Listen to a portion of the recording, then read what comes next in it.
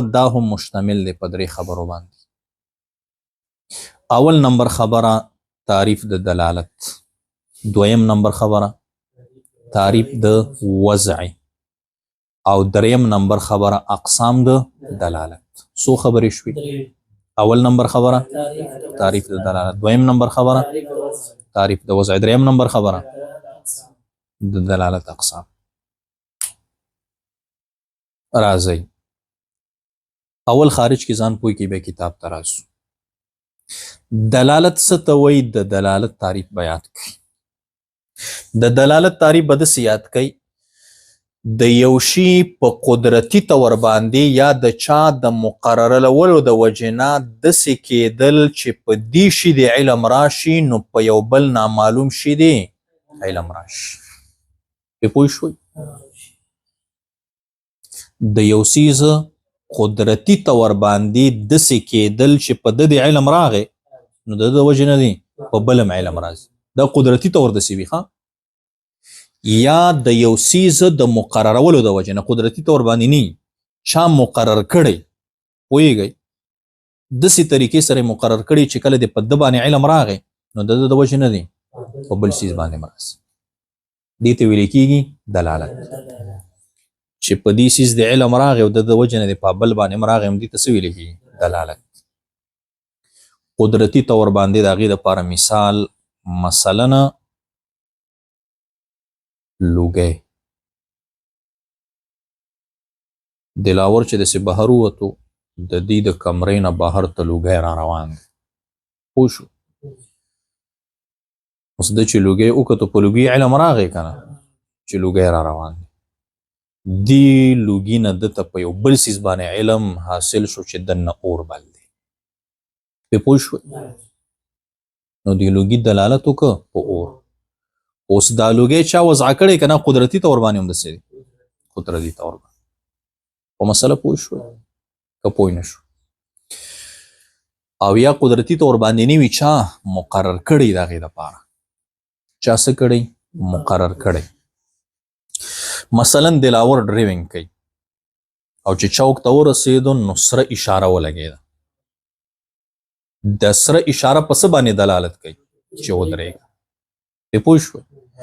نو اوس د سري اشارې دلالت وکړه په ودرېدلو باندې، او دا په قدرتي طور باندې که نه دا چا وضع کړي دي؟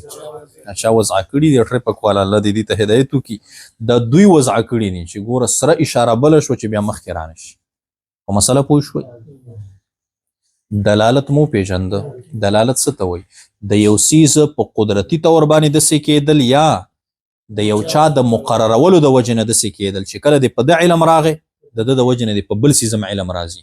همدې علم راتللو ته څه ویلی کېږي؟ دلالت. دلالت مو یاد شو؟ دویم نمبر د وضع تعریف. نو وضع څه ته ویلی کېږي؟ د وضع تعریف به داسې یاد کړئ چې یو څیز د یو چا د مقررولو د وجې نه، پوهېږئ، یو څیز د یو چا د مقررولو د وجې نه په داسې طریقې باندې کېدل چې کله د په ده باندې علم راشي نو په بل څیز د علم راشي. دې ته څه ویلی کېږي؟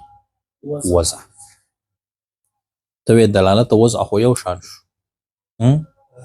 و یو شان نه شو، لږ فرق دی پکې. وضع کې مقرروله د شرط. پې پوه شوئ؟ په وضع کې وضع څه ته وایي؟ چې مقرر شوی. که قدرتي طور باندې و هغې ته وضع نه وایي، او دلالت دواړو ته وایي. فرق باندې پوه شوئ که پوه نه شوئ؟ اوس لوګي چې کله دلالت وکړو په اور باندې، اوس د نومونه یې یاد کړئ. دلالت کې مونږ څه وویله چې یو شی په قدرتي طور باندې یا د چا د مقررولو د وجې نه په داسې طریقې باندې وي چې په ده د علم راشي په دې بل دې راځي. نو په دې اول باندې اولني څه ته بیا څه وایي؟ دال، دلالت کوونکی. او دې ثاني ته مدلول په دلالت کې.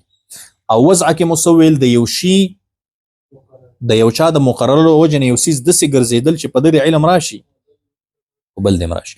نو دې اول ته څه ویلی کېږي؟ موضوعه. او هغه ثاني ته چې په چا د علم راغی موضوع له. پې پوه شوئ؟ اوس فرق ته راشئ. د وضع او د دلالت په درمیان کې فرق څه شی دی؟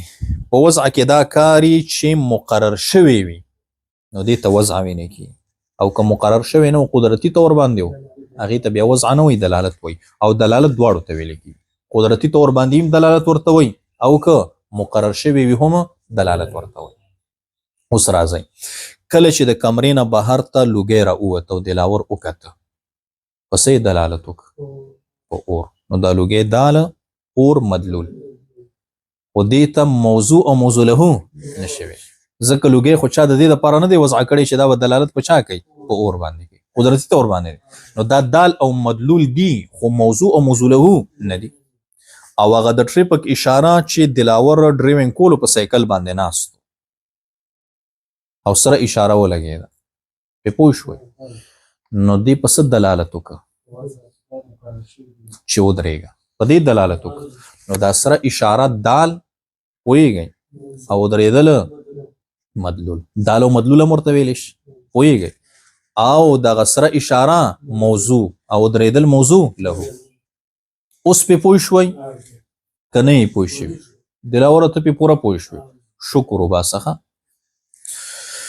د دلالت تعریف مو یاد شو، د وضع تعریف مو یاد شو. اوس د دلالت اقسامو ته راشي. نو داسې به یاد کړي چې دلالت اولا دوه قسمه دي، لفظي غیر لفظي. نو لفظ خو تاسې پېژنئ که څه ته ویلې کېږي؟ ما یتلفظ به الانسان. دا ګورې ذهن کې یاد ساتئ، ښه لفظ څه ته ویلې کېږي؟ ما یتلفظ به الانسان، دې ته لفظ ویلې کېږي. اوس زه تاسې نه تپوس کومه تعریف یې درته یاد دی خو غلطېږئ، ما ته اوسه نه پته ده چې تاسې به غلطېږئ. خو زه به تقریر بېنظیر درته وکړم بیا به نه غلطېږئ. پې پوه شوئ؟ تاسې چې کله ځان پویول غواړئ یا بل پویوئ نو په څو طریقو سره سړی ځان هم پویي او بل هم پویي. یوه طریقه د پویولو هغه الفاظ ادا کول دي، پوهیږئ؟ الفاظ تلفظ وکړي. زه تاسې نه تپوس وکړمه دلاور چېرته دی؟ فیض الله وویلې د لنګر په کمره کې، د لنګر په کمره کې. داسې خو نه وایي چې هلته ناست دی تکرار کوي یا مطالعه کوي، د لنګر په کمره کې. نو فیض الله چې ما ته ویلې د لنګر په کمره کې، زه پوه شوم که پوه نه شوم چې دلاور چېرته دی؟ لنګر کې. روټۍ ته به ناستې خوري وي، ماته کړې خوري. اوس فیض الله زه پوه کړم خو الفاظ په الفاظو یې پوه کړم. ما تپوس وکړه د فیض الله نه چې دلاور چېرته دی؟ د سره قلم لاس کې و کافي ورسره و، پوهېږئ؟ تلفظ یې پې ونه کړل، پرچه باندې یې ولیکل دلاور د لنګره په کمره کې دی. پې پوه شوئ؟ ما ته یې ښوده، زه پوه شوم که پوه نه شوم؟ خو دا الفاظ او که غیر الفاظ دي؟ غیر الفاظ دي. ځکه الفاظ څه ته ویلې کېږي؟ ما تلفظ به الانسان کنه، خو پې تلفظ ونه که څه یې که ویلیکل، دا چې ولیکل شي دې ته نقوش وایي، ښه دې ته الفاظ نه وایي. ځکه لفظ چا ته وایي؟ ما تلفظ به الانسان، چې انسان پې تلفظ وکړي. تلفظ خو یې پې ونه که که نه ویلیکل، پوهېږئ؟ نو زه پوه شوم چې دلاور لنګر په کمره کې. او که ما تپوس وکړه چې دلاور چېرته دی، د نه الفاظ وویلې او نه یې ولیکل، پوه شوئ؟ د لنګر کمرې ته یې اشاره وکړه، ما ته پته لګي که نه؟ اوس پې پوه شوئ؟ نو بل پویول یا د بل نه ځان پویول دا په څو طریقو سره کېږي. یو طریقه الفاظ، دویمه طریقه غیر لفظ. اوس پې پوه شوئ؟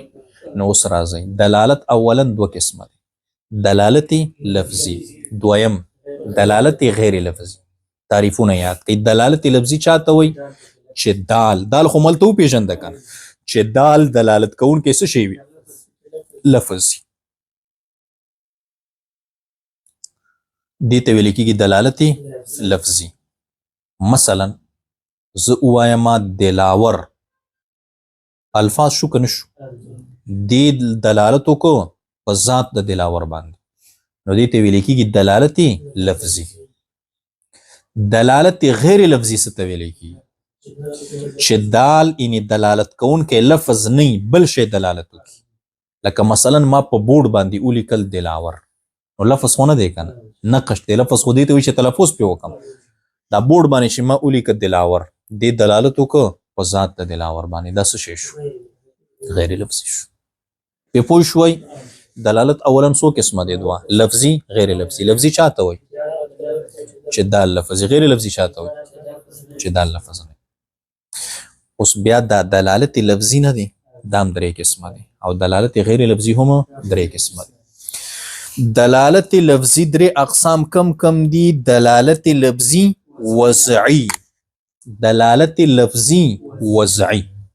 دلالت لفظي وضعي څه ته ویل کېږي؟ چې دا لفظ وي، پوهېږئ، او دا دلالت د وضع د وجې نه کوي. دا لفظ چا وضع کړی وي د عمده دپاره، نو ځکه دلالت کوي. دې ته ویل کېږي دلالت لفظي وضعي. لکه زه ووایم دلاور، دې اوس دلالت وکړو په ذات د دلاور باندې، نو دلالت لفظي شو ځکه چې لفظ دلالت وکړه. او بیا پکې کم یو دی؟ وضعي دی، ځکه چې دا والدینو وضع کړی دی د دپاره. پې پوه شوئ؟ اوس که د ده دپاره دلاور نه وی وضع کړی، پوهېږئ، او ده ته بل څه وضع کړي وی، بیا دلاور د ده په ذات دلالت کولو نه یې کولو. پې پوه شوئ؟ نو دا لفظ د دلاور چې دلالت په دلاور باندې کوي، نو دا د وضع د وجې نه چې ده ته دا نوم چا وضع کړی. په مسله ورسېدئ؟ دلالت لفظي وضعي مو پېژانده، چا ته ویلی کېږي؟ چې دا لفظ وي او دلالت د وضع د وجې نه کوي، وضع لره پکې دخلي. دویم قسم دی دلالت لفظي طبعي. دلالت لفظي طبعي چاته وایي؟ چې دا لفظ وي او دلالت د طبیعت د وجې نه کوي. د څه د وجې نه کوي؟ د طبیعت د وجې نه کوي.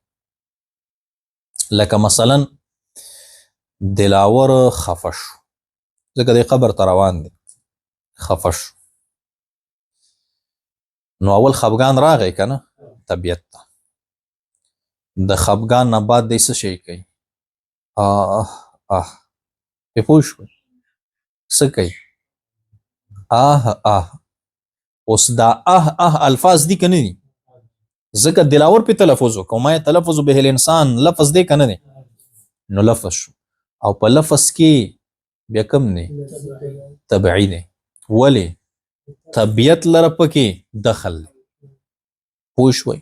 نو دا الفاظ، دا دال، پوهېږئ، او دغه غم مدلول الفاظ چې څوک وایي په څه دلالت کوي؟ په غم باندې چې خفه دی که نه، نو دا شو دلالت لفظي طبعي.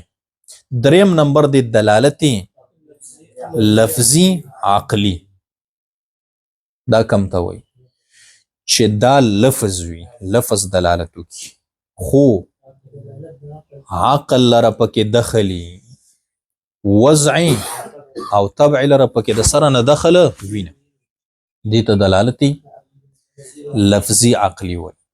مثلا دلاور دلته ناست دی کمره کې، ګیټ هم بند دی، بهر د دیوال د دې شانه اواز راځي، دیز دیز دیز. پې پوه شوئ؟ دلاور پوه شو چې دلته څوک لفظ ادا کوونکی شته. دغه لفظ د دیز لفظ دی که نه؟ ویلی کېږي دیز دیز. دې لفظ دلالت وکړو په وجود د لافظ، نو دا دیز دیز دا دال شو، پوهېږئ، او وجود د لافظ مدلول شو.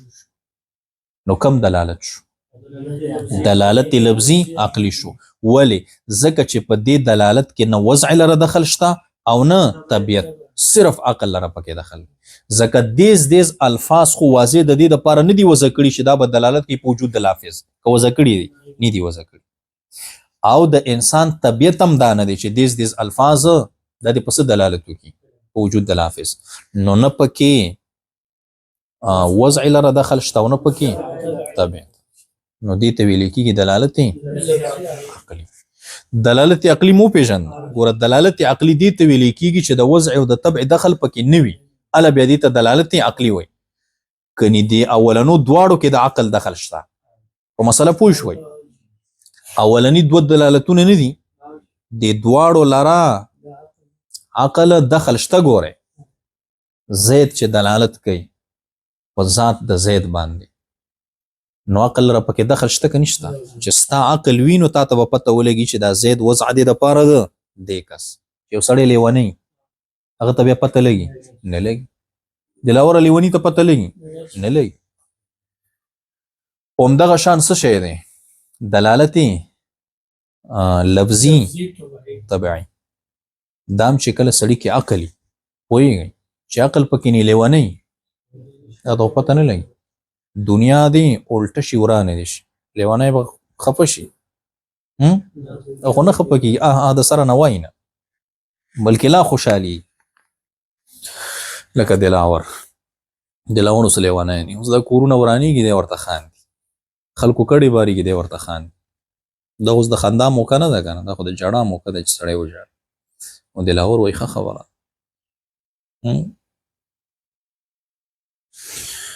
دلالت لفظي درې اقسام مو یاد شو دلالت غیر لفظي هم درې قسمه دی ښه دلالت غیر لفظي وضعي دلالت غیر لفظي طبعي دلالت غیر لفظي عقلي دلالت غیر لفظي وضعي شاته ویل کېږي چې دا لفظ نه وي خو دلالت د وضع د وجې نه کوي په مسله پوه شوئ لکه ما تاسې ته مثال ذکر کړ چې دلاور په سایکل ناست یو تیز خوشی خو بریکونه یې لګي دا ښه ده چې په دې دوران کې هلته سره اشاره ولګېده دلالت یې په څه وکړه په ودرېدو سره اشاره دال ودرېدله مدلول کم دلالت شو دلالت غیر لفظي دی ځکه اشاره خو لفظ نه دی که نه او په غیر لفظي کې بیا څه شی دی وضعي دی ما درته وویله چې دا وضع شوی ټریفک والا وضع کوي په مسله پوه شو نو دلاور وایي که څه افغانستان ته لاړم او شرط د ټریفک وزارت ما ته راک وایي زه بیا داسې وضع کومه چې د ولاړې دپاره شنه اشاره وضع کومه او د تګ دپاره سره په مسله پوه شوئ نو بیا په افغانستان کې شنه اشاره په څه دلالت کوي په ودرېدو او سره به په دی وایي زه الټه کار کوم او الټه کار ولې کوم وایي پاکستان خلاف لاس مو وایي بدل دی تورخم نه شاخوا واوړې او د اشارې مو زه بدلوم پولیس والا وایي ورپسې راشئ یا لکه مثلا په دیوال لیکلی شوي دي زید پوهېږئ دا اوس دلالت کوي په الفاظو د زید که نه کوي خو دا کم یو دی غیر لفظي که لفظي دی غیر لفظي دی ما درته وویله زید چې په دیوال لیکلی شوی خو لفظ نه دی خو نقوش دی او دې دلالت په چا باندې وکړه په لفظ د زید باندې هلته چې زید لیکلی شوي نو دلته دا په څه دلالت کوي په زید که نه نو زید الفاظ دي که نه خو دا خو وضع شوي دي دلالت غیر لفظي طبعي دا چاته ویلی کېږي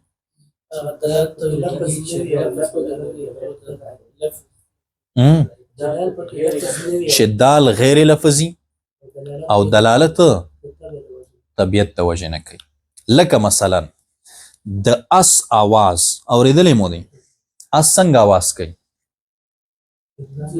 شنیږي غونته که نه د اس آواز چې کله اس آواز وکړي نو دا دلالت کوي په طلب د اوبو یا په طلب د ګایا اس چې کله تږی شي نو بیا هغه خپل آواز کوي او یا اوږی شي بیا دا آواز کوي نو دا اوس دلالت لفظي دی که غیر لفظي دی غیر لفظي دی ځکه لفظ خو دې ته وایي چې ما یتلفظ به الانسان چې انسان پې تلفظ وکړي که او اس خو انسان نه دی نو لفظ نه شو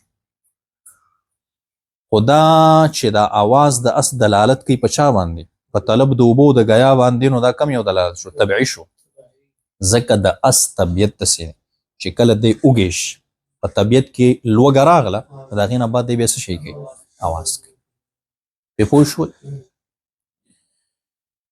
خو ګوره عقل لره پکې دخل شته ښه که نشته پکې دا خو چې تا ته خدای تعالی عقل درکړي او هغه آواز وکړي تا ته پته لګي چې دا څه غواړي اوبه یا خوراک غواړي او که لیونی هلته ولاړو اس خو دې ټوله ورځ شړي هغه ته پته لګي نه لګي دریم نمبر دلالت غیر لفظي عقلی. غیر لفظي عقلی څه چاته وي چې دال غیر لفظ وي او دا دلالت صرف او نه صرف د عقل د وجې نه کوي. وضع او طبع لره پکې د سره نه دخله وینه، صرف عقل د وجې نه. دې بیا څه وایي؟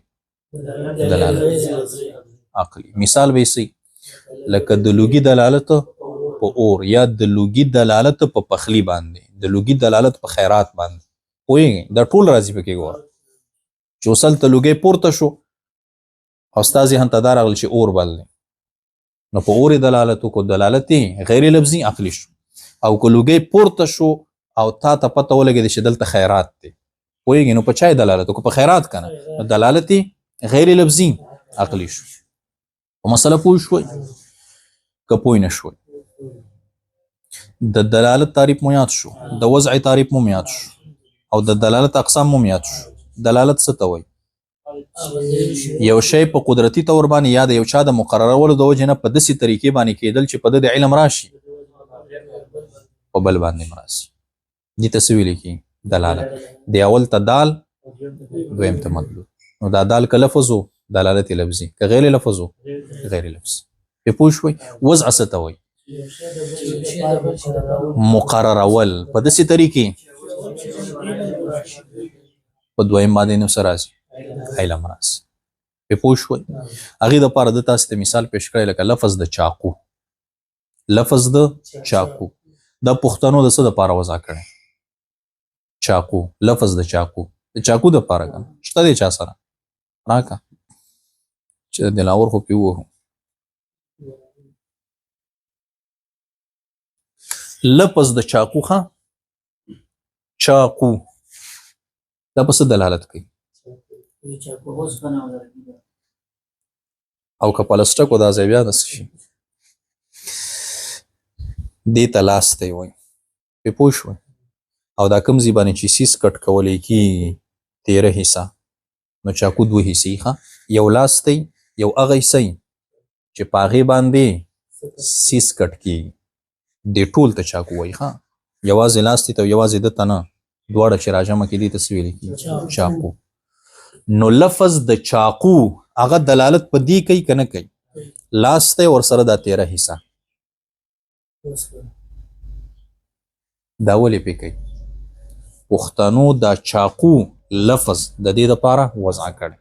نو وضع څه ته وایي؟ یو څیز د بل شي دپاره مقررول په داسې طریقه چې کله دې په دې څیز علم راغی نو د ده وجه نه دی په بل هم راځي. نو دا لفظ د چاقو پښتنو څه کړی؟ مقرر کړی د دې دپاره. اوس چې چېرته هم لیکلی شوي چاقو، پوهېږئ ستا ذهن ته ډایرکټ دا راځي که نه راځي؟ په دې دلالت کوي که نه کوي؟ پې پوه شوئ؟ نو دې ته لاستی وایي، په اردو کې ورته دسته وایي، او په اردو کې دې تیرې حصې ته په کوم باندې چې کټ کول کېږي دې ته پل وایي. څه ورته وایي؟ پل. نو دا دواړه لفظونه به دی درته وایي، دسته او پل. نو بیا به پې پوه شي. وضع باندې پوه شوئ؟ وضع څه ته وایي؟ یو شی بل شي دپاره مقررول په داسې طریقه باندې چې په اولني شي د علم راغی په دویم هم راځي. دې ته وضع وایي. اولني ته موضوع، دویم ته موضوع له. هغه لفظ د چاقو موضوع، دای موضوع له. په مسله پوه شوئ؟ لفظ د دلاور موضوع، ذات د دلاور موضوع له. دا وضع ده کنه. او د دلالت اول دو قسمه، لفظي غیر لفظي. بیا لفظي درې قسمه، کم عقلي او غیر لفظي هم درې قسمه. غیر لفظي وضعي، غیر لفظي تبعي، غیر لفظي عقلي. درې واړه خبرې مو یاد شوې، د دلالت تعریف، د وضع تعریف او د دلالت اقسام. ګورئ ورته دلالت و وضع اور دلالت کی قسم دلالت او وضع او د دلالت قسمونه. دلالت किसी शय का खुद बखुद कुदरती तौर से या किसी के मुकर्रर करने से ऐसा होना. दलालत څه ته وایي؟ د یو شي په خپله قدرتي طور باندې یا د یو چا د مقررولو د وجې نه په داسې طریقې کېدل که اس के जानने से दूसरी चीज नामालूम का علم हो जाए، چې د پیژندلو د وجې نه دی په بل نامعلومه علم حاصل شي. پهلی شی کو جس سے علم ہوا ہے، اولنی شی د چانه چې علم حاصل شو، هغه ته څه وایي دال. اور دوسری چیز کو جس کا علم ہوا مدلول کہتے ہیں. او دویم چیز د چا چې علم درته حاصل شو هغه ته مدلول ویل کی. جیسے دوے کہ جب تم دیکھو لکه لوگی کله چې ته وګوري نو د څه علم راځي تو اس سے آ کا علم تم کو ضرور ہوگا. د اور علم تا ته ضرور راځي چې دلته اور بل. په مسله پوه شوي که پوه نه شو. او کله کله که تاسې خیال کړی په د یخنۍ کې چې بهر وځئ یو اوبئ نو د اوبو نه لوګی خیږي. دا په څه دلالت کوي؟ دا په یخنۍ دلالت کوي. پې پوه شوئ؟ دا په څه دلالت کوي؟ په یخنۍ. یو پوډري او د بل پوډري نه تپوس وکړو. وایي سهار کې د سمندر نه چې دا لوګي خیږي دا ولې؟ وایي ساده ګلې نه پوهېږي که نه. دا وایي دا مایان پراټې پخوي. مایان وایي څه پخوي؟ پراټې پخوي. نو ګوره د عام لوګی چې پورته شي عقل مونږ ته دا وایي چې دلته اور بل دی او د اوبو نه چې لوګی خیږي هلته بیا عقل څه وایي؟ چې یخني ده. جرابې واچو یخني ده. تو اس سے آگ کا علم تم کو ضرور ہوگا. پس دواں دال لگے دال شو اور آگ مدلولا. اور دوے کا اس طور پر ہونا کہ اس کے علم سے آگ کا علم ہوتا ہے دلالت ہے. او د لوګي په دې طریقې باندې کېدل چې د دنه په اور علم راغی هم دې ته دلالت وایي. دې ته څه وایي؟ وضع څه ته وایي؟ ایک شی کا دوسری شی کے ساتھ خاص کر دینا. یو شی د بل شي سره خاص کول یا دوسرے شی کے لیے مقرر کر دینا یا د دویم چیز د پاره مقررول. کہ فعلی شی کے علم سے دوسری شی کا علم ہو جائے چې د اولنی چیز د علم د وجه نه د دویم چیز علم راشي. شی اول کو موضوع اولنی چیز ته موضوع وي. اور دوسری شی کو جس کا علم ہوا او دویم چیز ته د چا چې علم درته حاصل شو موضوع له کہتے ہیں. جیسے لفظ چاقو لکه لفظ د چاقو. لفظ چاقو کو مجموعه دستا اور پل کے لیے مقرر کر دیا گیا. څه د پاره مقرر شوی دی؟ مجموعه د پاره چې لاس دی دی او هغه پل دی 13 حصہ. کہ جب لفظ چاقو تمہارے کان میں پڑتا ہے. کلم چې لفظ د چاقو ستا په غوږ کې پریوزي څوک وایي چاقو ستا غوږ ته راورسېده تو فوراً دست اور پل اس کا ہی تمہاری سمجھ میں آتا ہے. نو دې لفظ سره ډایرکټ ذهن ستا څه راځي؟ چاقو راځي. دا لاس دی او دا 13 حصہ همدا راځي. که نه څوک چاقو وایي ستا ذهن ته دا قلم راځي؟ نه راځي. اور دوسری چیز نہیں آتی بل شے نه راځي. نو چاقو موضوع ہے. لفظ د چاقو څه شی شو؟ موضوع. اور دسته وغیرہ او دسته او دا پل 13 حصہ دا موضوع له. اور اس طرح مقرر کر دینا اور خاص کرنا وضع ہے. په دې طریقې باندې مقررول او یو شی بل پورې خاص کول دا وضع ده. دا څه شی ده؟ وضع. دلالت کی دو قسمیں ہیں. دلالت دو قسمونه دي لفظیه غیر لفظیه. دلالت لفظیه وہ دلالت هغه دلالت دی کہ جس میں دال کوئی لفظ ہو چې پاغه کې دلالت کون کې لفظی. جیسے لکه زید کی دلالت اس کی ذات پر. د زید دلالت داغه په ذات خو کله چې کله څوک وایي زید پوهیږئ نو بیا دلالت لفظي شو. او که په دیوال لیکلی بیا غیر لفظي شو. دلالت غیر لفظی وہ دلالت ہے کہ جس میں دال لفظ نہ ہو چې پاغه کې دال لفظ نه وي. جیسے لکه دوی کی دلالت آگ پر لکه د لوګي دلالت په اور باندې. دلالت لفظیه کې 3 قسمیں ہیں. د دلالت لفظی 3 قسمونه دي. وضعیه طبعیه عقلیه. دلالت لفظیه وضعیه وہ دلالت ہے کہ دال اسم لفظ ہو. دلالت لفظیه هغه دلالت دی چې دال پکې لفظ وي اور دلالت وضع کی وجہ سے ہو او دلالت د وضع د وجہ نه کوي. جیسے لفظ زید کی دلالت زید کی ذات پر لکه د لفظ زید دلالت په ذات زید. اگر لفظ زید ذات کے لیے موضوع نہ ہوتا تو دلالت نہ ہوتی. کہ دا لفظ د زید دغه ذات د زید د پاره نه وضع شوی بیا دلالت نه کولو. که کولوی نه کول. اوس لفظ د زید د په ذات دلالت نه کوي. ولې نه کوي؟ د پاره وضع نه دی. د پاره څه شی وضع دی؟ دلاور. الله. دلالت لفظیه طبعیه وہ دلالت هغه دلالت دی کہ دال اسم لفظ ہو چې دال پدې کې لفظ وی دلالت کوونکې اور دلالت بوجه طبیعت کې اقتضا کې ہو او دلالت د طبیعت د غوښتنې په وجه باندې طبیعت دا غوښتنه کوي جیسے آه کی دلالت کسی رنج و صدمه پر لکه د آه دلالت پر رنج غم باندې او په صدمه باندې چې دته څه تکلیف رسیدلی خفه ده کہ تمہاری طبیعت رنج و صدمہ کے وقت اس لفظ کے بولنے پر مقتضی ہے ستا طبیعت په وخت د غم کې په وخت د صدمې کې په دې الفاظو ویلو باندې څه شی وي مقتضي وي تقاضا یې کوي طبیعت تا ته وایي چې اوس د الفاظو وایه که نه بل څوک درته وایي طبیعت درته وایي دلالت لفظیہ عقلیہ دلالت لفظیہ عقلیہ وہ دلالت ہے کہ دال اسم لفظ ہو چې دلالت کون کے پکې لفظ وي اور دلالت بوجه عقل کې اقتضا ہو او دلالت د څه د وجه نه د عقل د تقاضا د وجه نه عقل دا وایي چې په دې چیز دلالت وکړي جیسے دلالت لفظ دیز کی جو دیوار کے پیچھے سے سونا جائے بولنے والے کے وجود پر لفظ د دیز د دیوال نه ورستو نه واورېدلی شي دا دلالت کوي په وجود د ویونکي اسی طرح دلالت غیر لفظیہ کی بھی 3 قسمیں ہیں دلالت لفظیہ ہم 3 قسم دے وضعیہ طبعیہ عقلیہ دلالت غیر لفظیہ وضعیہ وہ دلالت ہے کہ دال اسم لفظ نہ ہو دال پکې لفظ نوی اور دلالت بوجه وضع کی ہو خود دلالت د وضع د وجنی جیسے لیکی ہوئی حروف کی دلالت حروف پر لکا لیکلی شوی حروف چې دا دلالت کوي په حروف باندې پوهیږئ نو چې لیکلی هغه خو څه شی نه دی هغه لفظ نه دی کنه نو غیر لفظ شو مثلا زید یہ نقوش لفظ زید پر دلالت کرتے ہیں دیوال باندې لیکلی شوی زید نقوش دی کنه په چا دلالت کوي په لفظ د زید باندې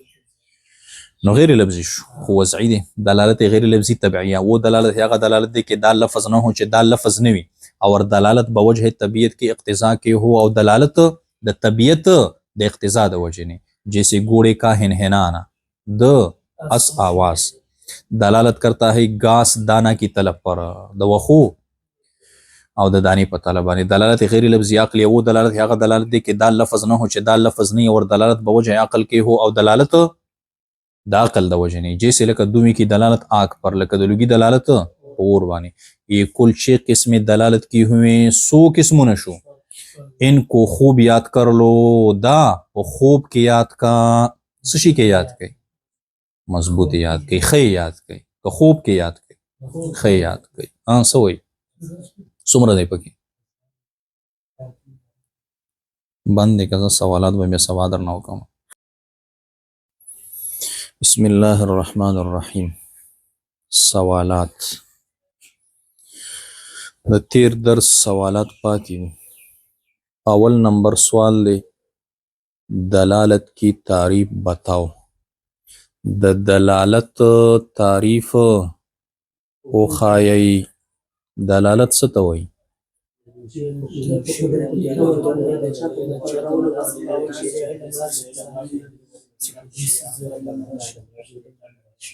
دلالت ویلی کی یو شی په قدرتی طور باندې یا د چا د مقررولو د وجې نه په داسې طریقې باندې کېدل چې په اولني څیز د علم راشي نو په دویم باندې هم راځي دې ته دلالت وایي دویم نمبر سوال دی وضع کی تعریف کرو د وضع تعریف وکړئ یو شی د بل څیز دپاره مقررول په داسې طریقه چې په اولني د علم راشي نو په دویم د مرازي دې ته وضع وایي چې مقرروالی پکې وي دریم نمبر سوال ذکر کړی دی دلالت لفظیہ و غیر لفظیہ کی تعریف اور ان دونوں کی قسم بتاؤ دلالت لفظیہ څه ته وایي او غیر لفظیہ څه ته وایي او د دې قسمونه دلالت لفظیہ څه ته وایي چې دال پکې لفظ وي دلالت غیر لفظیہ څه ته وایي د دلالت لفظیہ اقسام کم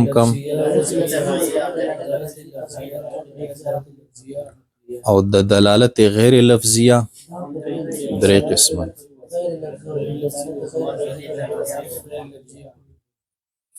بیا وہی امثلہ ذیل میں غور کر کے بتاؤ کہ کون سی دلالت ہے اور یہ بھی بتاؤ کہ دال کون ہے اور مدلول کیا ہے لاندې څه مثالونه ورکړي دي په دې کې وی غور وکړئ او دا ووایي چې دا کم یو دلالت دی لفظي دی که غیر لفظي بیا په لفظي کې کم دی او په غیر لفظي کې کم دی او دام وښایي چې په دې کې دال کم دی او په دې کې مدلول کم دی ځکه تاسو ویلې دلالت تعریف کې چې اولني ته دال وایي ثاني ته مدلول وایي اولنی مثال ذکر کړی د سر کا هلانا ها یا نہیں نو اول ځان پوي کوي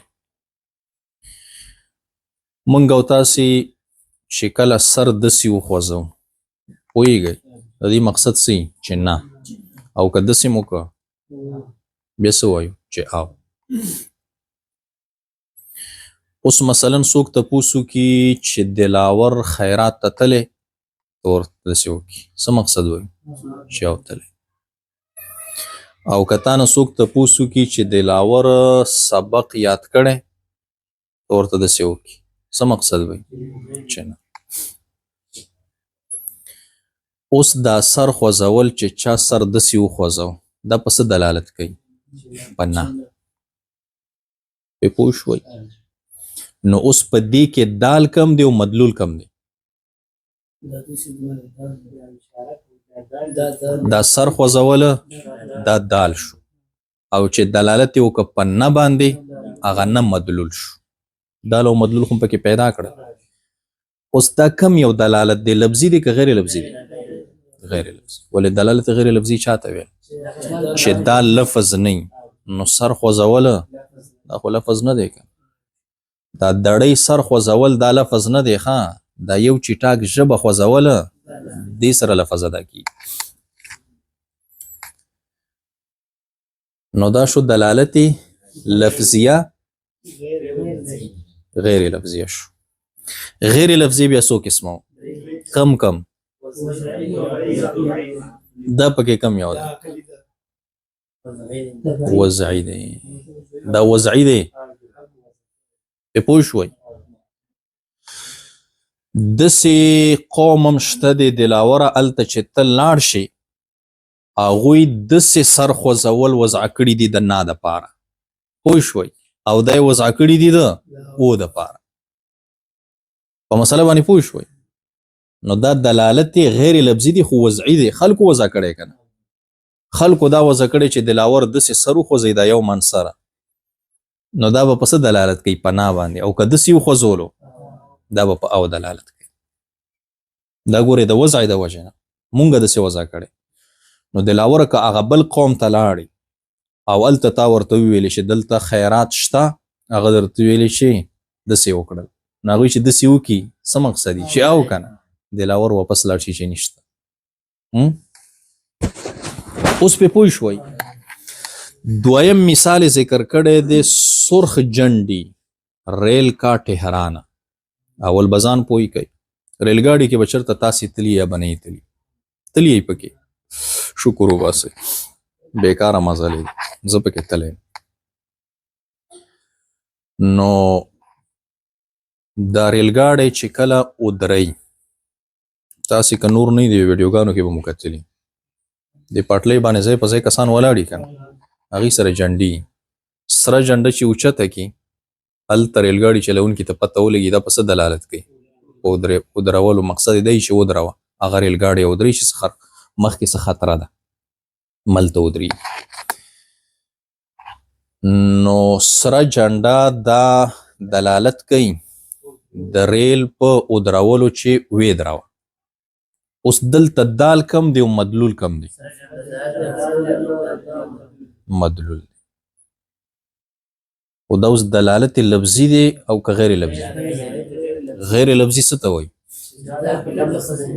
لفظ نه دی که نه سره جنډه دی چې لاس کې نیولي د نیشنلیانو نو دا خو لفظ نه دی که نه غیر لفظ غیر لفظي کې بیا کم یو دی وضعي دی دا د ریل چې کم قوانین دي چا چې وضع کړي دي هغې دا سره جنډه د دې دپاره وضع کړې ده ډریورانو ته یې ویلي دي چې کله یې دا درته اوچته کړه نو څه به کوئ دا په دې دلالت کوي چې تاسې به ودرېږئ پې پوه شوئ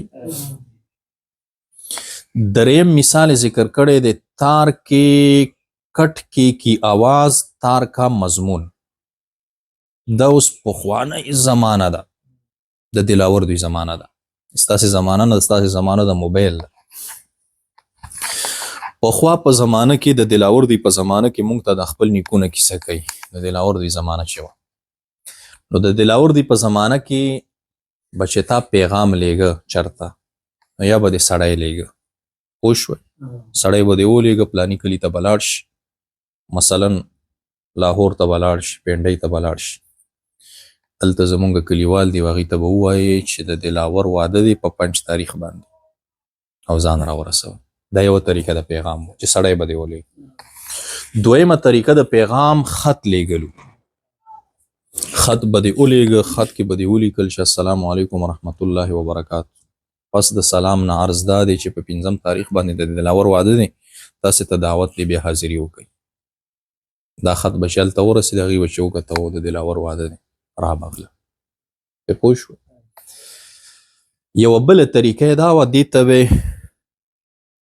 ټیلیګرام ویلې. دا نن سبا ټیلیګرام نه ښه، دې کې ترقي شوې، دا بل شی دی.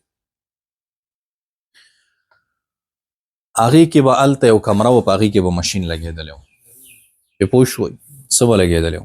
مشین به پرې لګېدلی و. هغه مشین کې به لیکل نه کېدل، په هغې کې به یو تار و، هغه تار ته به تا ټک ورکولو، نو هلته به په لاهور کې بل لګېدلی و، هغې ته به سړی ناست و.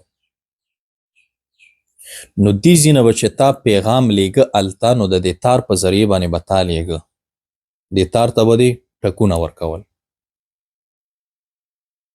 هغه به څنګه پوهېده؟ هغه کس به ماهر کس هلته ناست و. مثلا دلاور کامې ته به پیغام لیږه په ټیلیګرام. څه پیغام یې لیږه؟ زه د پیر په ورځ درځم. پرې پوه شوئ. دومره مختصر به پرې لیږل کېدل، ښه پړپړې پرې نه لیږلی کېدلې. نو بیا د دې تار دا ټکا به نه وه، دا به د هر حرف دپاره خپل تعداد مقرر و. مونږ خو پښتو وایو ځکه نه، پښتو پکې نه وه. د انګلیش چې کوم حروف دي ABCD، د دې دپاره خپل مقرر و. خو مونږ خو به پښتو کې را جوړ کړو. مثلا د زې دپاره به مقرر و چې 3 ټکه به ورکړي. تار ته څو؟ 3. نو چې دلته به تا 3 ټکه ورکړل، هلته به چې کوم کس ناست هغه ته به پته ولګېده چې څه وایي، زې مراد ده، زې به یې ولیکله. پوه شو. زه بیا ورپسې ها راځي که نه، د ها دپاره مثلا 5 د به 3 نه بعد بیا 5 ورکړل، هغه به هلته بیا ولیکه زه. پرې پوه شوئ. په دې طریقه باندې به هلته څه رسېده؟ پیغام. دلاور شکر وباسه، ستا نیکونو په داسې ټیم کې وخت تېر کړی چې هغه ټیم کې د سره نه ټیلیګرام هم نه و. ستا په زمانه کې ټیلیګرام، او دوی خو دې بلکل داسې شکر وباسي چې هر قسم سهولت موجود. ویډیو کال مونږ سره داسې بوډاګان هم درس کې کینی او منطق یادوي، تیسیر المنطق یادوي د ټیلیګرام د زمانې. نو اوس د هغه تار د ټکا اواز دې به په څه باندې دلالت کولو؟ د تار په مضمون چې د دې څه مقصد. نو اوس دلته دال کم دی او مدلول کم دی، دا ټکا دا دال، او هغه مقصد چې کوم مضمونه هغه مدلول. خو دا لفظي دی که غیر لفظي دی؟ غیر لفظي دی. غیر لفظي کې کم یو دی؟ وضعي دی، هغې وضع کړی او دغه شان. اوس پرې پوه شوئ. ما ته خو دا مصنف هم داسې عجیبه غونته سړی ښکاري، خدای دې خیر کړي، دی هم لکه چې د همغې زمانې. هلکه دې مثال ته څه ضرورت دی؟ په دې باندې شیان څه پوهېږي؟ خو زه دا کرامت شته دی چې هغه ته پته وه چې دا به دلاور هم وایي. څلورم مثال ذکر کړی، لفظ قلم، تختی، مدرسه، زید، انسان. پرې پوه شو. لفظ د قلم، لفظ د قلم چې په دیوال باندې لیکلی شوي قلم، په دې دلالت کوي که نه کوي؟ کوي که نه؟ دیوال باندې لیکلی شوي دي تختی، تختی بورډ ته وایي، په بورډ دلالت کوي که نه کوي؟ مدرسه په څه دلالت کوي؟ په مدرسې.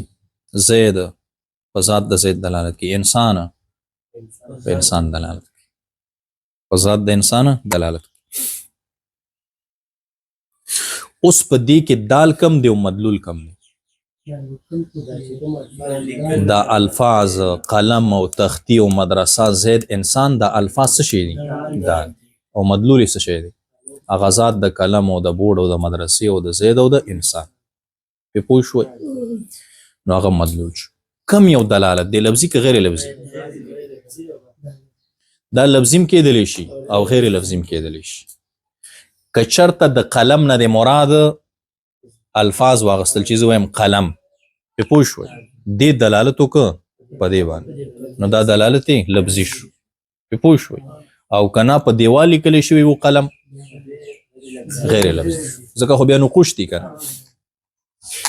نو لفظي هم جوړولی شي او غیر لفظي هم جوړولی شي ښه لفظي جوړو دلاور په زبان ادا کړل قلم په دې دلالت وکړو که یو نه دلالت یې لفظي شو که نه لفظي کې کم یو دی وضعي دی ځکه قلم وضع کړی دی دپاره د دې دلاور ویلې تختي دلالت یې لفظي شو که نه په څه دلالت وکړه په بورډ باندې په تختې باندې کم دلالت دی لفظي کې وضعي دراور ویلې مدرسه کم دلالت دی لفظي وضعي دلاور ویلې زید دلاور وی انسان وضعي او که دا قلم په دیوال لیکلی شوی غیر لفظي وضعي همدغه شان تختی او مدرسه او زید او انسان چې په دیوال لیکلی شوی وضعي پنځم نمبر مثال ذکر کړی دی دوپ څه شی دوپ څه ته ویلی کېږي اردو کې ګرمۍ ته ویلی کېږي که نه بل څه ته ویلی کېږي دوپ په اردو کې ویلی کېږي دا بار د مسجد دیوال باندې څه ښکاري نور دی که نه که نه پکی دی نور دی دې ته څه وایي دوپ دا چې اوس دلاور د دې کمرې نه ووتو اول ته په دې دیوال باندې د انور وکتو نو دا په څه باندې دلالت کوي چې انور راختلی په همدې دلالت کوي که نه کوي نو دا دال شو او هغه نور راختله مدلول شو خو کم دلالت دی غیر لفظي دی که نه لفظ خو نه دی او غیر لفظي کې بیا کم یو دی طبعي دی که عقلي دی عقلي دی که نه دا ده ته عقل ویلي ځکه کوم دا دلاور اوس لیونی شو بهر ورتله ته بیا پته نه لګېږي چې نور راختلی که پته ورته لګي نه لګي شپږم نمبر مثال پیش کړی آه اوه اوه لفظي دی که غیر لفظي دی لفظي دی که نه ولې لفظ څه ته وایي ما یتلفظ به الانسان نو دلاور چې آه اوه اوه وکړي خو ده پې تلفظ وکړه که نه دی خو انسان دی نو لفظ شو که نه ښه لفظي کې بیا کم یو دی طبعي دی دا دلاور چې آه اوه اوه کوي دا دی خوشحاله دی ښه دلاور د خوشحالۍ د وجې نه کوي آه آه داسې کوي که نه څوک ورته خوراک راوړي بیا دی آه آه کوي